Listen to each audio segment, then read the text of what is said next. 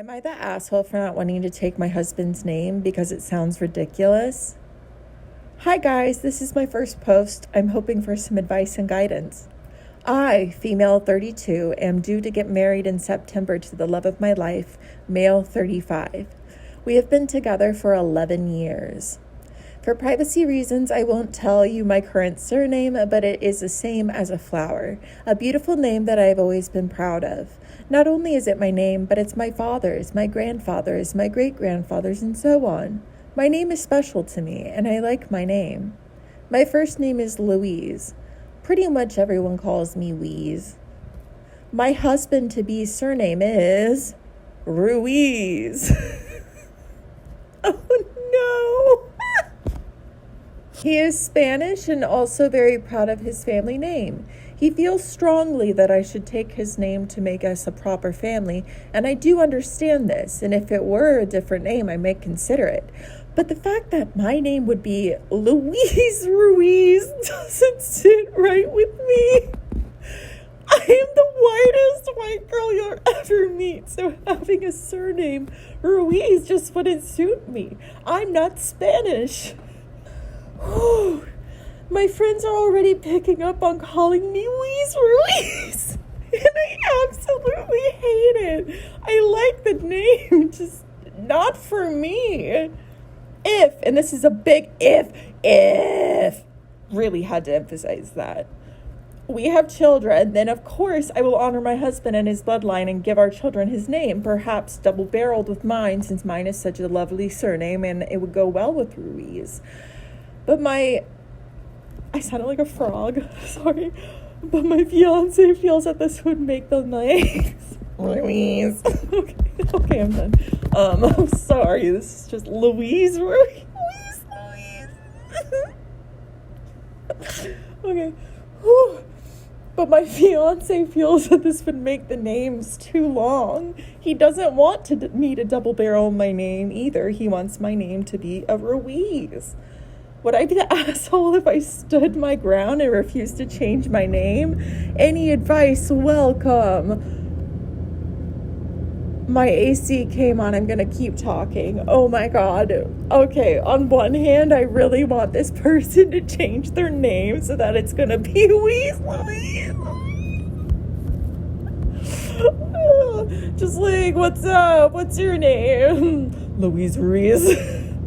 He sounds like, straight up, you could be like a Bob's Burgers character in real life, and that would be really fun. But then I understand why you wouldn't want that to be your life. Am I the butthole for making my husband a vegan dinner, even though he's completely against becoming one? I, 24 male, and my husband, 25 male, have been happily married for over a year now. We met through a mutual friend, and he learned very quickly that I am a vegan. About a year after we met and got closer, we started dating. He had no issues with me being vegan, but made it very clear that I couldn't force him into being vegan, which I respected. I wasn't ever going to put him down for eating meat in front of me, as that was his choice. Each to their own. We even served both vegan and meat-inclusive food at our wedding to accommodate both our families. Up until now, everything was great.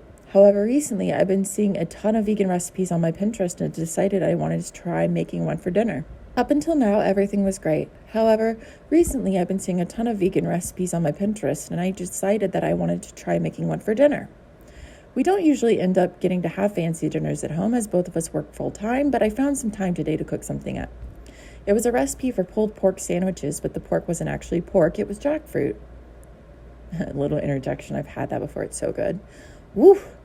He seemed a little stressed out about work, but I showed him the surprise dinner, and that seemed to help his mood out. He ate it happily and even complimented my cooking, but when he asked what was in it, and then I said it was a pulled pork sandwich with jackfruit as a meat alternative, he lashed out. He shouted, telling me that he made it clear he was staying a meat eater. I tried explaining I wasn't trying to turn him vegan, but he just walked away. This happened a few hours back, and now he's refusing to talk to me. I feel like I might be the asshole for making him a vegan meal, even though he made it extremely clear he wouldn't become one. Because even if it wasn't my intention to make him one, I still made a vegan dinner and passed it off as meat in it. So Reddit, am I the butthole? Edit, This is a pretty commonly asked question, so I'll clear it up here. I did not say it was a pulled pork sandwich. All I said was I made some sandwiches. Nothing more, nothing less. No, you're not the butthole. What the heck is wrong with your husband? Like, straight up, why are you upset that your partner made you a meal? Your husband can eat something without meat in it sometimes. Like, you didn't lie. It sounds to me that he needs to look inwardly and find out what the hell is making him so mad about literally a jackfruit sandwich, because that's not something you should stop talking to your partner over. Okay, what do you guys think? Am I the butthole if I refuse to attend my sister's wedding? I, 20 female, am thinking about not going to my sister's 23 female's wedding. Here's the reason. She's an egotistical, self-centered narcissist that has made my life worse for as long as I can remember. She's been bad to many other people as well, including my whole family, but it has always seemed like she had it out for me specifically. I don't know why she's behaving like this towards me. I can only speculate that it might be jealousy because I've been the academically successful one. I've always tried coexisting with her, only interacting when necessary, but it didn't go too well. I'll give you a few examples. When we still lived with our parents, I refused to let her use my printer because she yelled and insulted me an hour prior, and when I did so, she lost it and threw a hot water bottle at me. She called me and my whole family the C word over a Wi-Fi router. She called my mom the C word and told her to shut the F up, which is not normal in our family. Not even saying shut your mouth is. After she refused to babysit her 2 bulldogs for over a week because 1, it stressed out our dog, and 2, she has to work and take care of my little sister and the household as well. Mind you, she had babysat the dogs before for a day or 2, but over a week because my sister wants to go on vacation with her boyfriend is way too much. And the most recent incident. Context, she did an apprenticeship as a mechanic. She heard something I said which could indicate that I was planning on being drunk and stuff. Actually, I was talking about Pokemon Go. I rarely drink. And instead of asking me then and there, she went to my mom a week later and asked if I have a problem with drinking. My mom, who was very sensible in regards to drinking because of a traumatic experience, called me and asked me about it. I said no and asked where my sister got that from, and she said she didn't know. So I texted her about it, and she immediately called me disrespectful, again insulted my personality and everything about me, pulled the "you're uninvited to my wedding" card. They got engaged a week prior, and lastly told me I should be careful that nothing is going to happen to my car, implying harming me indirectly by sabotaging my car, after which she blocked me. Side note, that's not a very indirect threat. That's pretty direct. Okay, moving on. Then she gave my mom an invitation for me and my boyfriend, still blocked me though. I've had enough, and I want to make it clear cut that I don't want her in my life anymore. I feel as if it'll never stop if I don't cut her out now. It'll always go back and forth like this. She never apologizes, not to me, not to my mom, not to anyone else. She just pretends everything is back to normal, and I don't want that to happen. Everyone is telling me they understand, but should I go to keep the family peace? I'm not sure what to do. Would I be the butthole? No. Absolutely cut her out. Just because you're related to somebody does not mean that they have to be in your life. I'm just going to say that. What do you guys think? Am I the arsehole for taking my son's side in his divorce, even if he's being superficial? Throwaway, hence the weird username. Aggravating glove. Okay, hamburger helper. So I, 46 female, and my husband, 50 male. So anyway, my son got married at 19 while he was in the army to a girl he dated in high school. He did 4 years and is out now. Still a reservist though, moved close by about a block away, so real close. His wife and him have 2 kids, 7 and 5. His wife is, heavy, 300 pounds plus heavy. At my height of about 5'4", and she doesn't clean herself very well. This just happened 2 years ago. My son has tried to get her help. She won't go to the doctors or therapy, so he's had enough and left her, bringing the kids since she has trouble keeping up with them. So he's here. Issue is my niece is her best friend since grade school and is saying nasty stuff about my son. She shouldn't leave his wife and take the kids because she got overweight and he's a jerk. I said he can stay here and she needs to stay out of it. My son got sick of having to do most of the work around the house because she isn't mobile and doesn't take care of herself or the kids. So now, waiting for court about the kids. Husband agrees but wants my niece and I to stop arguing. Am I the arsehole? I mean, yeah. What do you guys think? Am I the asshole for suggesting my friend's girlfriend is not physically fit enough for a trail hike? I enjoy going on runs and hikes on the trails where I live. There's a variety of trails with varying degrees on mileage and incline. I go to these to walk or run in line with my training program or just for fun. I have a friend who I've known and been close to since middle school. Recently, he asked if he could come along for some exercise. I was fine with this until he asked if his girlfriend could come along. I didn't know her well, but I accepted and it was a fine time. But then she became coming to all of the trail walks. I usually wouldn't care, but she ends up complaining a lot and needing breaks. I would be okay with this, except it would be less than a mile in and she would continue to stop our group intermittently, even though we tried to keep a specific pace. When I would try to keep going, she made comments about me being inconsiderate. Often the walks or runs were approximately 3 miles. I explained the problem to my friend and that if she wanted to keep this up, she needed to be prepared or not come at all. In all honesty, I don't know if she was inviting herself or if my friend was inviting her. But regardless, I make my intention with this clear. He said he would talk, but that was 2 weeks ago. Yesterday, I was planning on going on a long hike, about 6 miles with a lot of hills and a couple cliff-like areas. I made it clear I was looking for a specific pace when I asked my friend if he wanted to come, and he accepted, even mentioning that his girlfriend was busy. I thought it was all fine. When we met at the parking lot, I saw that his girlfriend ended up coming anyways. I was not in the mood to be stopping, but I assumed that she would be doing a much easier or shorter trail. When I asked her, she said she was doing hours. I will admit that I was a bit curt and fed up when I spoke, but I straight up asked her if she was going to be able to do it or if she will need a break every 5 minutes like previous times. She immediately got offended and asked me if I was serious.